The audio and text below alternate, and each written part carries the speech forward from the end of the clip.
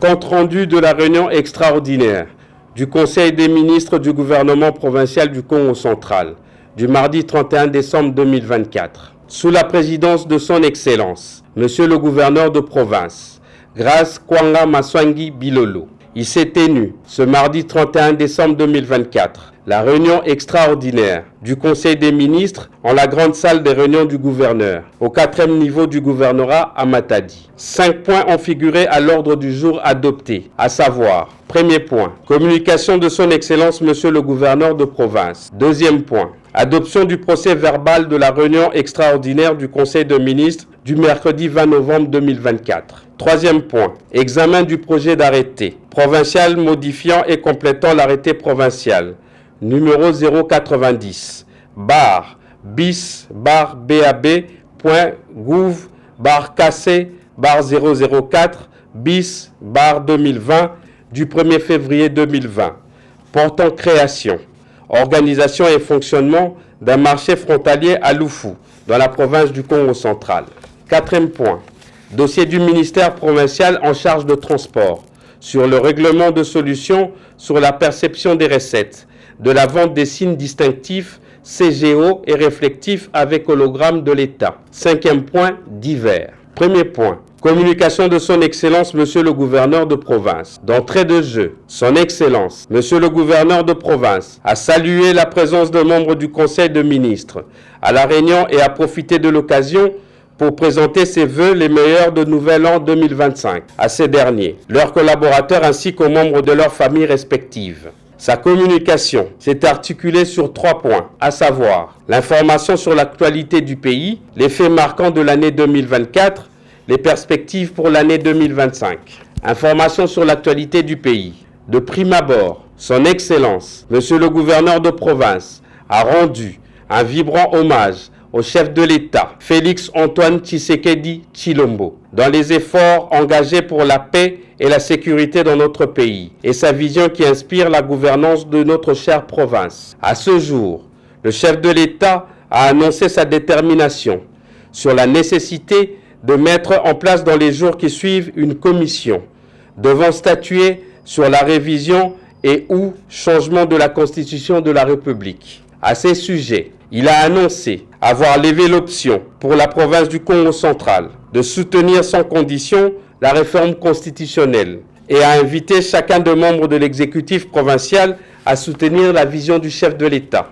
Les faits marquants de l'année 2024. Sur le plan politique, l'autorité de province a relevé les faits ci-après. La nomination d'une fille Congo comme première ministre de la République, son Excellence Madame Judith Suminwa Tuluka. La mise en place d'une nouvelle assemblée provinciale, son élection à la tête de la province, l'investiture du gouvernement provincial ainsi que l'adoption et publication du budget 2025, le lancement et la poursuite de travaux de réhabilitation des infrastructures à travers la province. Sur le plan sécuritaire, il a relevé le fait que la province a été confrontée par l'incursion des Mobondo dans les territoires de Kivula, l'insécurité routière avec les phénomènes coupeurs de route, le banditisme urbain avec le phénomène Kuluna, ainsi que les embouteillages routiers, principalement de l'entrée jusqu'à la sortie de la ville de Matadi.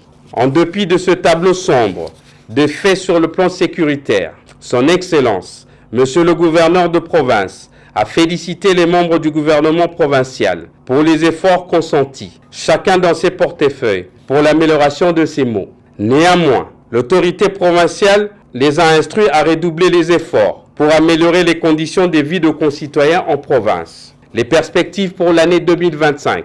Clôturant sa communication, son Excellence Monsieur le gouverneur de province a pour cette année nouvelle qui pointe à l'horizon invité chacun des membres de l'exécutif provincial à la dignité, loyauté, efficacité et à la franche collaboration pour une amélioration sensible de conditions de vie de concitoyens ainsi que leur sécurité et leurs biens sur toute l'étendue de la province du Congo central.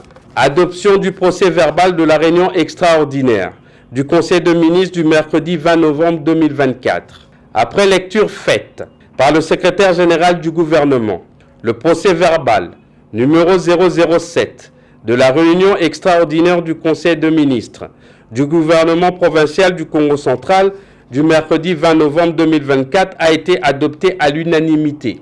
Examen du projet d'arrêté provincial modifiant et complétant l'arrêté provincial numéro 090 bis bab.gouv.kc 004 bis 2020 du 1er février 2020 portant création, organisation et fonctionnement d'un marché frontalier à Loufou dans la province du Congo central. Prenant la parole qui lui a été accordée, le ministre provincial ayant le commerce extérieur dans ses attributions a fait l'économie du projet d'arrêté subvisé au Conseil des ministres.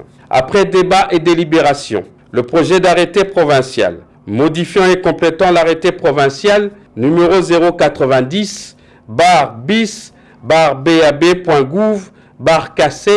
004 bis 2020 du 1er février 2020 portant création et organisation et fonctionnement d'un marché frontalier à Loufou dans la province du Congo central a été adopté moyennant amendement. Dossier du ministre provincial en charge de transport sur le règlement de solutions en rapport avec la perception de recettes, de la vente de signes distinctifs, CGO et réflectifs avec hologramme de l'État. Le ministre provincial, ayant le transport dans ses attributions, a présenté au Conseil des ministres le dossier relatif à la résiliation, qualifié d'injuste, du protocole d'accord entre la province du Congo central et la Direction nationale de la Commission nationale de prévention routière, CNPR, au sujet de la perception des recettes de la vente des signes distinctifs, CGO, et réflectifs avec hologramme de l'État congolais.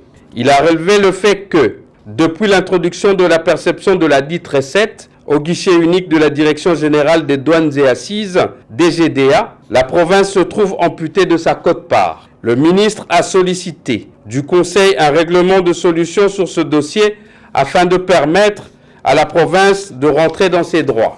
Pour cela, le Conseil des ministres a institué une commission ad hoc devant approfondir le sujet et proposer de mesures idoines. Divers. Dans les divers, le ministre provincial ayant les finances dans ses attributions est revenu sur le projet d'organisation du séminaire du renforcement de capacité de membres du gouvernement provincial, ainsi que des cadres de services provinciaux. Le Conseil en a pris acte. Toujours dans les divers, le ministre provincial ayant l'agriculture dans ses attributions a soulevé la problématique relative à la suspension des travaux d'aménagement du site devant abriter le projet ProAder, décrété par le parquet général du Congo central. Il a ainsi sollicité l'implication de la province pour le règlement de ce litige, afin de permettre la poursuite des travaux amorcés sur le site à Matadi. Le Conseil en a pris acte. Clôturant les interventions dans les divers, l'autorité de province a rappelé la volonté du chef de l'État de mettre en place une commission pour la réforme de la Constitution et a invité le gouvernement provincial à soutenir cette volonté qu'il partage pleinement. Il a enfin informé les membres du Conseil des ministres qu'il envisage, dans le cadre d'itinérance, d'aller dans d'autres territoires. Commencée à 13h13, la réunion extraordinaire du Conseil des ministres a pris fin à 16h21. Je vous remercie.